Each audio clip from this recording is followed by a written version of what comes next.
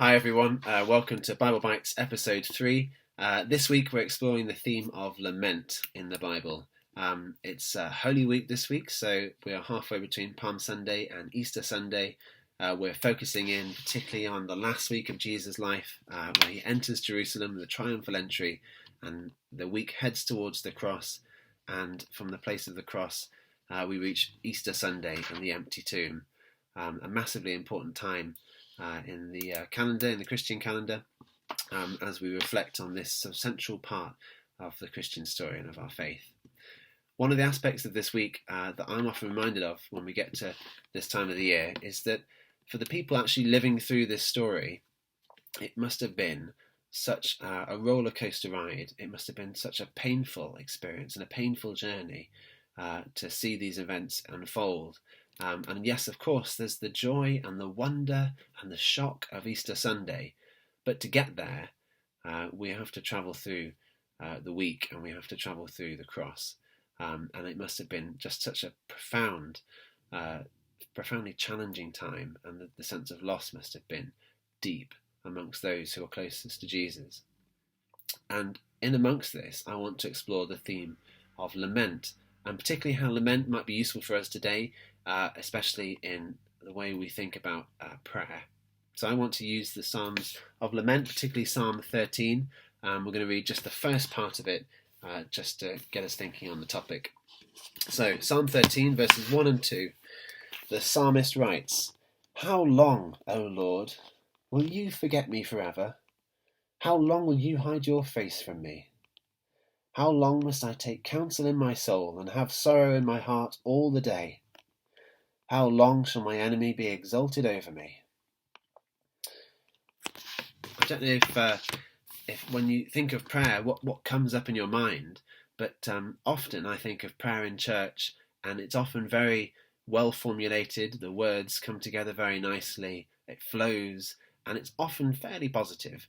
And it's not often that challenging in terms of throwing out something that the psalmist is writing here.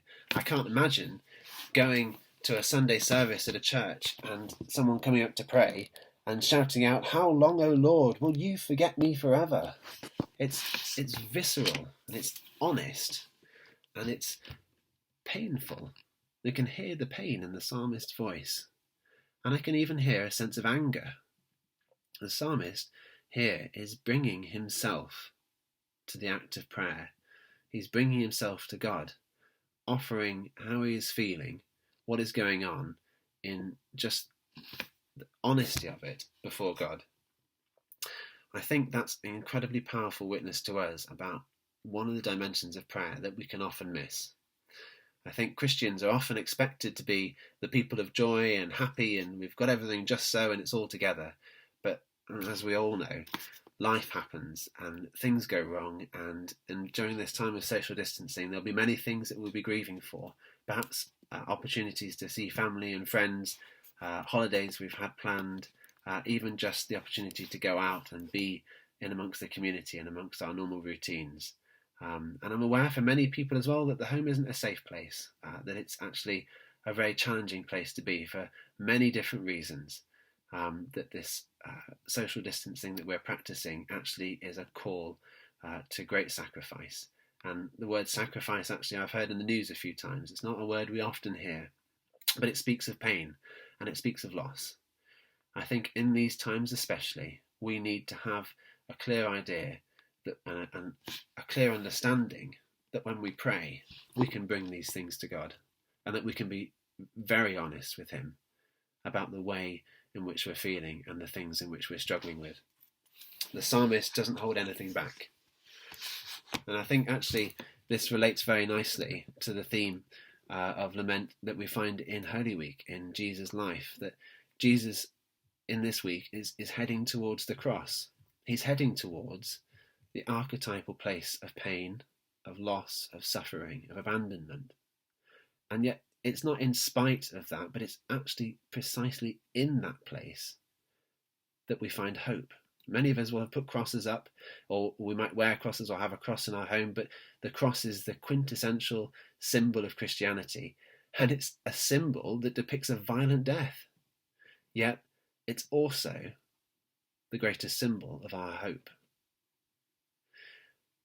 With the Psalms of Lament, I'd like to encourage you this week to offer up how you're feeling, whether you're going through great or small challenges, whether this week is a good week and there's only a few things bothering you, or whether this is a real struggle. Bring these things to God. Be honest with him. Don't hold anything back. He invites us to share how we're feeling and share who we are with him. And can I read the last part of Psalm 13 just to close our thoughts? The psalmist writes, "But I have trusted in your steadfast love. My heart shall rejoice in your salvation. I will sing to the Lord, because he has dealt bountifully with me." I can't forget that the psalmist has opened this psalm expressing something of the pain and the loss that he's feeling, being very honest with God. I don't think by the time he gets to the end, in just a few verses, he's bouncing off the walls with joy. I think he probably still feels the same way as he did at the beginning of the psalm. But he leaves it in this place where he says to himself, as much as to God, "I will sing to the Lord. I have trusted in your steadfast love. My heart shall rejoice. Perhaps I'm not rejoicing now, but Lord, I will rejoice again. I trust in you." I pray for myself and for all of us that as we explore the Psalms of Lament, as we explore what it means to lament well during these times, that we find the place of pain to be the very place of hope as well, as God transforms it by his Spirit.